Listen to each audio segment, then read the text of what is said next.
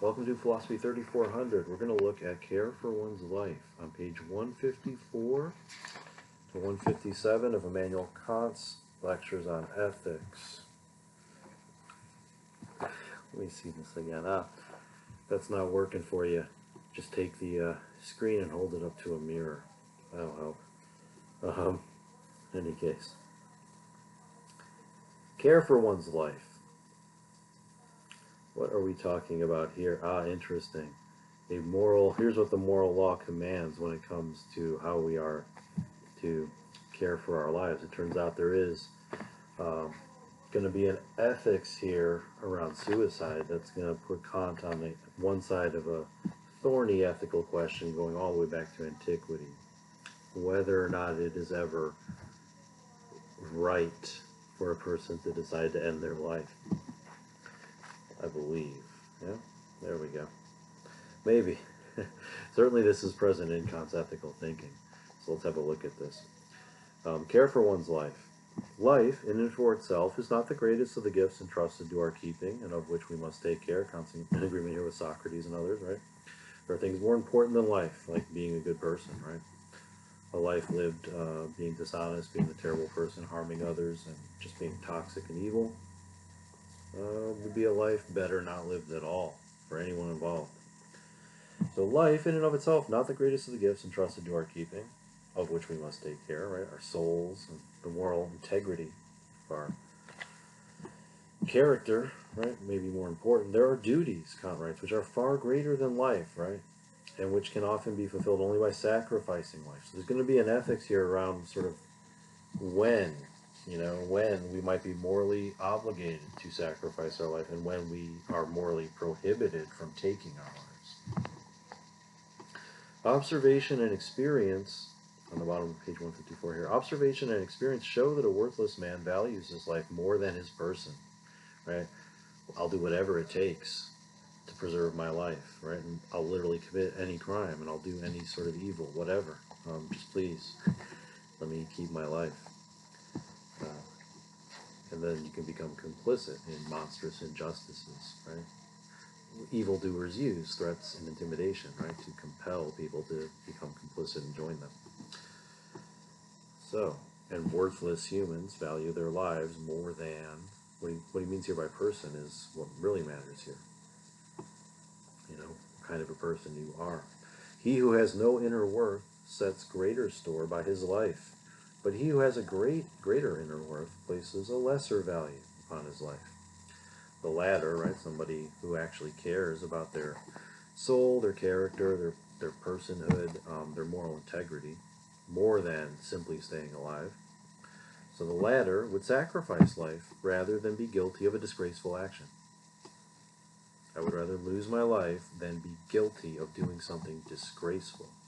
Let's think about the school shooting in Parkland from several years ago for a moment, right?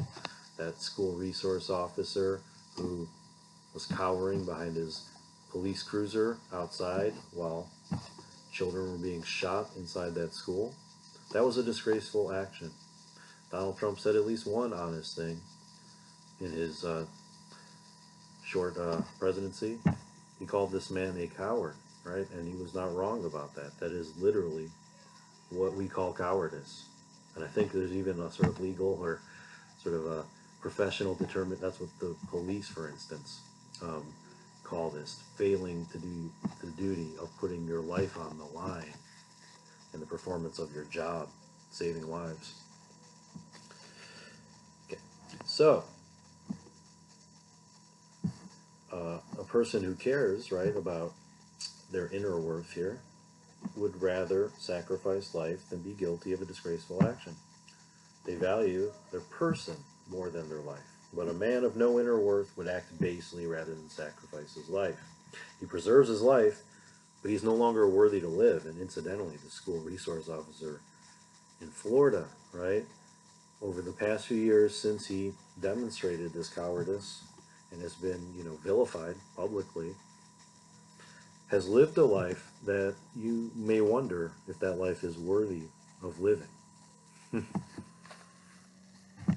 Right? What is it like to live as a person who is sort of almost universally thought of as a coward, who shares some responsibility for the loss of the lives of children at school. You're better off not being alive, Kant would say, than being that person. He has in his person disgraced human nature and its dignity. Okay. So I think that's fairly clear, and I've used that example simply because of its vividness to sort of illustrate what Kant's talking about here. Not to pile on someone who I think has probably already been ostracized and shamed endlessly. Man looks upon life, Kant writes on 155. Man looks upon life, which consists in the union of the soul with the body. I'm not going to worry about the metaphysics here of that kind of dualism. As a contingent thing, right? Life is a contingent thing. It's a gift, as Diana Ross put it just the other day in response to the sad death of Mary Wells. It's a gift every day, right? It's contingent. It can be taken away at any time. The principle of free action is of a kind which insists that life should be held in low esteem. Let us take an example. We need an example, Kant, because let's not romanticize throwing our lives away for sort of noble endeavors. That's the thing to be careful about here, especially when so many folks often mistake, what they're really aiming for, and they don't really have a good understanding of what constitutes nobility in action. Right, so sure, there are plenty of people ready to throw their lives away over trifles of honor and such, right? This is not the same thing as what Kant's trying to get at here. Let's take an example. Assume that a number of persons are innocently accused of treachery. First of all, what the heck do you mean, innocently accused of treachery? It's an odd expression. So now I have an issue with Lewis Infield's translation here.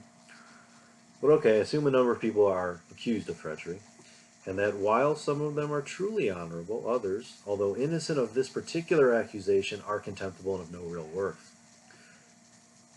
I could think of an example, but I'm not going to use it. Assume further that they are all sentenced together, and that each of them has to choose between death and penal servitude for life. It is certain that the honorable amongst them would choose death, and the vile ones would choose penal servitude for life. A person of inner worth does not shrink from death. He would rather die than live as an object of contempt, a member of a gang of scoundrels in the galleys. But the worthless man prefers the galleys, or the prison cell, almost as if they were his proper place. Thus there exist duties to which life must be subordinated, and in order to fulfill them we must give no countenance to cowardice and fears for our own life. And I think this is intuitively plausible, okay? People whose job it is to preserve lives and to save property from destruction may do these things, put their lives on the line for these purposes. Soldiers put their lives on the line to, in some sense, at least ostensibly, preserve maybe freedom from, if a nation is being invaded, at least, or something like this, right?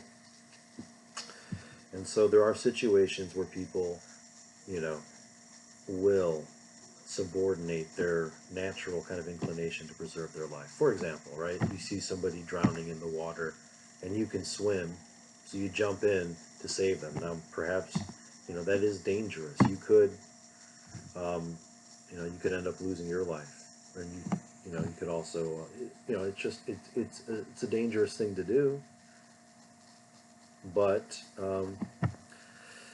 the idea is, you can't just stand there on the beach and watch somebody sink under the waves and not do something to try to help them, right? Okay. That, I think, is understandable enough. Situations like that. Somebody needs your help. You're in a position to help them. It could make the difference between life and death. Do it, even if it does expose you to some degree of risk. Now, of course, this doesn't mean, right, that any time somebody needs help, you must instantly throw your life away, basically. What if you can't swim very well and there's a powerful riptide or something? Then, in a sense, I don't think there's anything that would compel you to simply throw your life away. You would have to do something like find a lifeguard, find some implement or tool that could help, right? Something. You'd have to think, right? How can I do this effectively? All right. The man, Kant goes on to write at the bottom of 155 here, the man who on every trifling occasion fears for his life makes a laughing stock of himself. Fair enough. Fair enough, right? Um, we must await death with resolution. Easier said than done, but sure. That must be of little importance, which is of great importance to despise. Now we have these kind of pithy little maxims that are supposed to, I think, inspire us, but, and the idea here is, it's of great importance to despise preserving our life if it taints our moral purity. That's the idea. On the other hand, he says, we ought not to risk our life in hazard losing it good for interested and private purposes. Sure, but also we ought not to risk our life in hazard losing it unreasonably, in a sense, right? Like, if we're going to hazard our life, if we're going to risk it, we ought to have some sense that we know what we're trying to do and can effectively do it. So I'm thinking of an example that goes back to my time in Chicago years back here, where there was a cold winter night, and it gets very cold in Chicago, very icy along the Chicago River in downtown Chicago. You had several friends after a night of drinking near downtown walking along the river, because there's a river walk, so to speak, places you can walk along the river with fences. Anyways, it was icy, and one of them fell into the water, and then the other two, in trying to help that person get out of the water, themselves also fell in. And so what I'm getting at here is, if you're going to risk your life and hazard losing it, not only should you not be doing that for the wrong reasons, like, I don't know, for a life insurance payout or something like this, but you also, should know what the heck you're doing when you do it, so that you don't actually take a situation of danger where somebody's losing their life and make that worse. Now there are 2 people in the water that need rescuing. Now there are 3 people in the water. So to do it is not only imprudent, but base or evil, wrong, disreputable. It would be, for instance, good, please give us an example, Kant. It would be, for instance, wrong to wager for a large sum of money that we would swim across some great river. Ah, okay. Well, boy, Kant, that turns a lot of sort of amateur athletic kind of competitions here into a morally questionable activity, and he's not wrong here. But the idea is, there is no material benefit in life so great that we should regard it as a duty to risk our life for it. Wow. But sure, for the prize, right? For the prize, for the reward, I'm going to basically put my life at risk just because I want to win $1 million cash prize or something. That's not a good reason for it, right? How far we should value our life, though, if you look on the top of 156, I think we finally sort of come to an important moment here in this lecture. How far we should value our life and how far we may risk it is a very subtle question. And I think this is something that's important for people to think about, because at any moment, on any day, you may find yourself in a situation where you got to make a choice about this very thing, whether you're ready for it or not. And so I think this is something worth thinking about ahead of time, and sort of learning from the examples, and the good examples and bad examples of other people in similar situations. Some people come out of situations like this heroes. Some come out villains, right? We all at the very least do not want to come out villains. I think we can agree on that, even if, we don't always think of ourselves as heroes. So let's keep following this. So how do we figure out how much to value our life, how much to, when and in what situations to put it at risk and why? Kant goes on, humanity in our own person is an object of the highest esteem and is inviolable in us. We must always respect the humanity of others and the humanity of ourselves. This means, institutions such as slavery and bondage and servitude are incompatible with this kind of self-respect and respect for others. Humanity in our own person is an object of the highest esteem, something that may not be violated ever, except, immorally, right, unrighteously. Rather than dishonor it, or allow it to be dishonored, man ought to sacrifice his life. Okay, yes, that's a wonderful, and this is what the moral law would hold us to, but Here's where I think Kant, gets himself into a little bit of trouble, right? Um, and that's because, it's easy to recommend death before dishonor when you're a professor of anthropology in Königsberg in Prussia, okay? It'd be a different thing if, Immanuel Kant was on the battlefield, or if he was in some situation where people are being captured and enslaved. So, I think talk is cheap in the sense it's not wrong, but it's a high standard, and I don't think we should think of people that save their lives but lose their freedom and thus are dishonored as somehow, moral failures. The failure then lies with the person dishonoring their humanity, you might say, right? The victimizer. Let's not blame the victims, I guess is what I'm saying here. So, if a man cannot preserve his life except by dishonoring his humanity, otherwise you end up with idiotic sentiments like that offered by Kanye West a few years ago, right? That, that essentially that slaves should have just left their bondage behind and just fled, right? As though it were that simple, right? Um, so this is why I think we have to be careful here, right? Death before dishonor. Um, it's much more complicated than that, and we also need to be careful about who we attribute the label of dishonor to, right? Exactly who is dishonored in this situation. If a man cannot preserve his life except by dishonoring his humanity. So here I would actually turn this around, maybe against even what Kant might have in mind. I'd say something like, if a person can't preserve their life except by, say, enslaving others, then that person ought to sacrifice their own life. In other words, right, sooner end your life than ever become what we used to be called in this country a master. How about that? It is true that he endangers his animal life, but he can feel that so long as he lived honorably. But there is no honorable way to be a slave master. How about that? Or to be somebody who murders Native Americans in this country. Right? That was not honorable. Custer's last stand, right? Something I was taught about in my childhood as some sort of honorable moment in American history, right?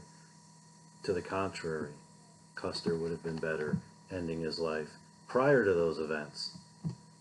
That's, I think, what Kant is getting at here in a manner in which I can articulate his thought without it being the generalized kind of victim blaming here that this can often turn into. Going all the way back to antiquity. This is what imperialists tell themselves, right, about the people they enslave often, right, is that somehow these folks failed to respect their own humanity well enough and chose to preserve their lives dishonorably and therefore deserve what they get. Frankly, this is the one of the despicable sorts of rationalizations for that vile practice. And so I want us to think with Kant and against him here as needed. How long a person lives is of no account. It is not life that we lose, but only the prolongation of years. For nature has already decreed that he must die at some time. What matters is that so long as he lives, man should live honorably and should not disgrace the dignity of humanity. Wonderful, Kant. We can agree with this entirely. If he can no longer live honorably, he cannot live at all. And that's, I think, where it depends. Who's dishonoring and who's being dishonored, and sort of, that's the deal here, right? Is that Socrates would say, look, the wicked can never corrupt our moral nature. They may do bad things to us, but that actually doesn't make us bad people unless we repay them in kind. That's the point here that needs to be made, so we don't end up blaming victims here, right? Socrates was wronged by his fellow Athenians. They put him on trial, they put him in jail, they executed him. And you could say, right, isn't that disgraceful, Socrates? Weren't you dishonored? They called you corrupter of youth and an atheist, and they put you in jail and they made you drink poison. You should have taken your own life before that happened to you. And the answer Socrates gives there is no, right? I will not be intimidated into doing something bad, and you can take my life if you like, right? But at the end of the day, um, he's very clear, right? That just because bad people are doing bad things to me doesn't mean I will return that to them. I'm going to preserve my morality. They can do what they like with me. This is just my body, etc. The moral life is at an end if it is no longer in keeping with the dignity of humanity. Oh boy. Most human life throughout history then, right, could be characterized in this way. The dignity of humanity, let's remind Kant here, is something that, yes, must be preserved, but it's also an ideal. It's something we're trying to accomplish still. We're not there yet still. A lot of people live in indignity and have. And it's not their fault necessarily, right? For many of these folks, they haven't chosen this. It's been imposed on them, often for hundreds of years. Through all the ills and torments of life, the path of morality is determined. No matter what torments I have to suffer, I can live morally. Yes and no, right? We do the best we can. However, we're not, and we do have a power of choice. However, no matter what torments I have to suffer, I can live morally. I mean, this can become a bit Socratic here in a way that Cicero himself was very critical of in antiquity, right? This can amount to the idea that even if you're being tortured, you can live a fulfilling life and a moral life. And there's a sense in which, heroes and martyrs have demonstrated something like this in history, but I would caution us against drawing a general rule from what are exceptional cases. I must suffer all these torments, including the torments of death, rather than commit a disgraceful action. Yes and no. Yes and no. Don't do evil. If somebody threatens you with death to command you to do something that you know is evil, the idea is that you should be willing to lay down your life and not do that thing, right? And yet, let's not get too, I think, ahead of ourselves with what victims' moral obligations are when they are being brutalized and oppressed and tortured.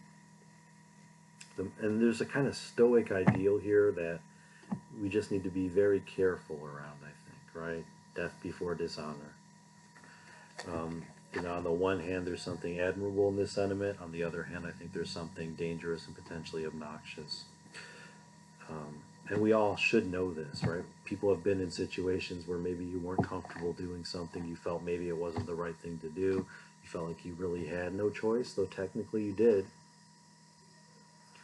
And, exactly who's to blame there. I think it's a little bit too simplistic to put it all on the person who's sort of intimidated into or made to feel like they really have no choice. I mean, maybe what we need to do is find ways to empower and make people feel like they do have more agency, as opposed to blaming victims in many cases.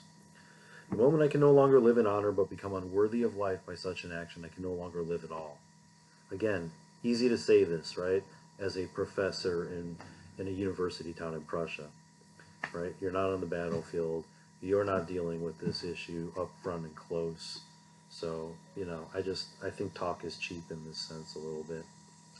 And I want us to be careful around this kind of language, because I think this can be very harmful ultimately to people's conception of themselves. And also it's just not fair, right? Because it often entails then that anybody who's ever allowed themselves to be taken prisoner even in some situation and hasn't ended their life the moment somebody has held a gun to their head or something, has committed some moral failing or has been deficient morally. It's far better to die it's far better to die honored and respected, okay, than to prolong one's life for a few years by a disgraceful act and to go on living a rogue. I mean, it depends what you go on living right after you have been dishonored. Maybe not a rogue, right? Maybe a victim, right? Somebody who doesn't like the situation, hopes to get out of it, but is trapped. If, for instance, a woman cannot preserve her life any longer except by surrendering her person to the will of another. Good. So this wouldn't pass muster today for a very good reason, okay?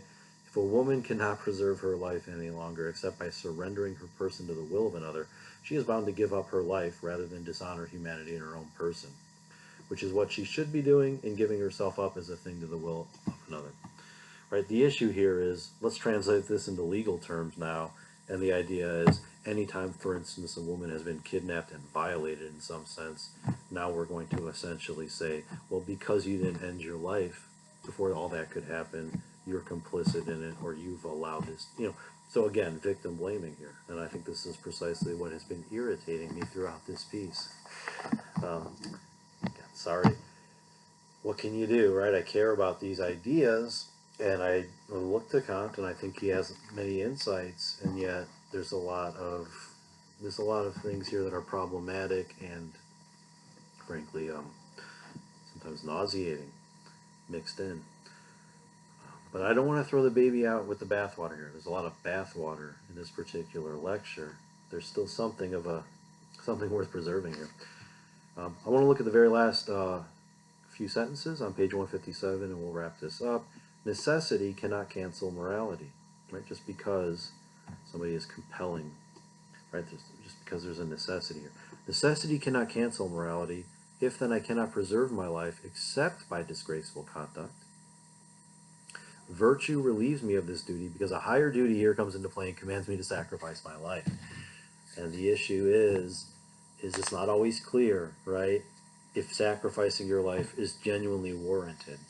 Because again, you've been put maybe into a disgraceful situation by somebody who is using brutal violence.